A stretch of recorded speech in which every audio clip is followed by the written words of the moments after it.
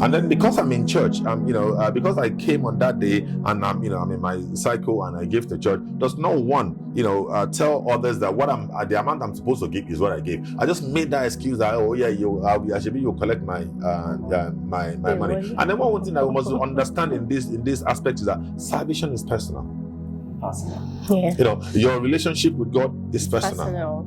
So whether you choose to come, they'll take my money, I must do that, I know we have passion for God. I know we have passion for the church. I know we have passion for this, but a rule is a rule that God has given to Father, and then we can find the roots in the Bible. So because it doesn't make us that does sanctification any less human than the people that don't do it. It doesn't make us any less Christian than the people that don't do it. It is just instructions of God for us. Like going further from that now in our churches, apart from this one that's specific to women, we have been one of the standing instruction that we shouldn't wear black or red. When you go into Cherubim and Seraphim, they wear red. Yeah. When you go into when you go into Anglican, they wear black. So it is how they are. And that is instruction that God has given to, and as much as we are still celestial, there's no point in trying to bypass that rule. There is a reason. All right, Daddy. How about those that try to do the sanctification from home? Like they will be like they don't want to come to church. Yes, we've seen occasions where some people will tell you that do that. Yes. Yeah. You see, in every rule, there are people that will find a bypass to flouting it. That they will just tell you is Omiyasimimo. And I will read some. And I'll pray. When you look at it like that, at least I'm by no means trying to advocate for them to do it at home. At least those ones still do it at home. Some people don't do it at home. Yes. Okay, so that are you saying that?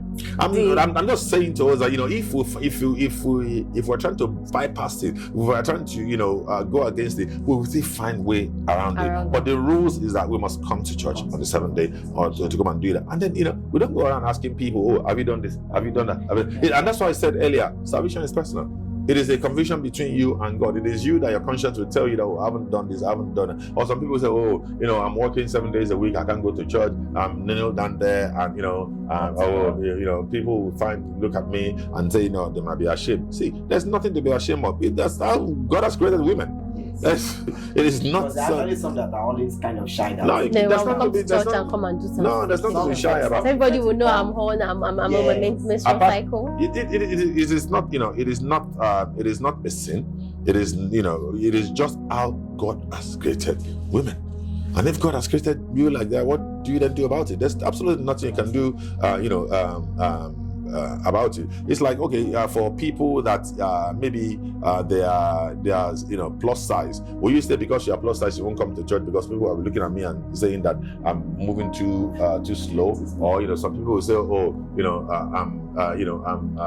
not vertically reduced. I'm not as tall as other people.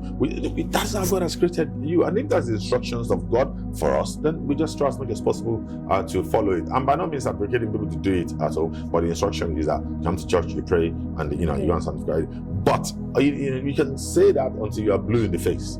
People that will still want to do it at home, you do it at home. You can say it until Jesus comes. People that will not do it at all, will not do it.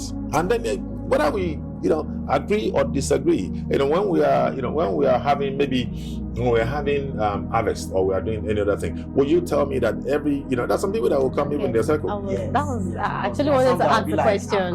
I've gotten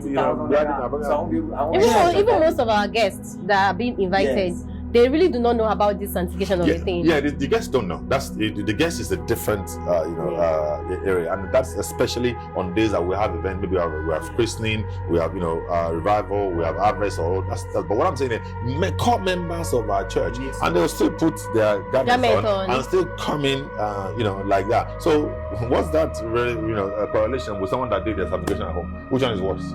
I actually think that's one of the reasons we after the harvest. We have to pay. We have to. So that are we saying this sanctification of a thing is actually a personal conviction? Like if I want to do it, no matter how much and people are being told about it, people that will still do it will do it, and some that won't do it will not do it. That's what. But the instruction is just for the church to say this is this. This is Okay, what so God keep has. telling Keep telling them that this is what God has said. Maybe in time you will sink in, and they will say, "Okay, you know what? Let me do. It doesn't make it any less human. It doesn't, oh, I'm ashamed I've been kneeling down this, or I might say that, oh, maybe I'm high up in the church. I'm one of the fathers. I'm an evangelist, or this, or that. Maybe, oh, they see how can they hold me? My wife will be kneeling down there, and it's, we are not bigger than God. All right, okay. So that another thing is for the men, like, do we also do sanctification, or is sanctification alone for the women? See, the particular sanctification that Leviticus 15 refers to has to do with women with the issue of blood. Yes. That those are the ones that need to stay away for 7 clear days. The 7 clear days. Then on the 8th day they come from sanctification. And when it comes to men, what that indicates is that when you read the Torah as well, when Moses, God said to Moses, these people want to meet with you. God told them that they should, when they come to the Mount Sinai, they should not climb on the mountain. They should stay away around it, and they must have sanctified themselves for 3 days. That means that they have not, come near the web. They have not had any sexual intercourse. They have, come near the mountain where God will speak with them. And that's what we say to our elders as well, who probably will be the service conductor for the Sunday, or who will enter into the inner, sanctuary, for them to abstain, practice abstinence for that 3 days before they actually come into the tabernacle of God. All right. But sir, in case when they don't abstain, can they do sanctification? In cases when they don't, abstain, there's nothing in the Bible that's prescribed them to do sanctification. But once we know that this is what I need to do, it's like when you're going to a doctor, you're going to do a test, or you're going for a procedure, and they've told you that 24 hours before this procedure you should not eat or you should not drink. Yeah. If you not flout that rule, you not say let me drink. It means that when you get there, you will not get the actual results that you're supposed to get. So that tells you that it works in the same way. If God has told us that these are the things that you need to do, you might say, oh, let's just do this, Jerry. God, it is God is not rigid. God is not man. God is not we try to find ways around it.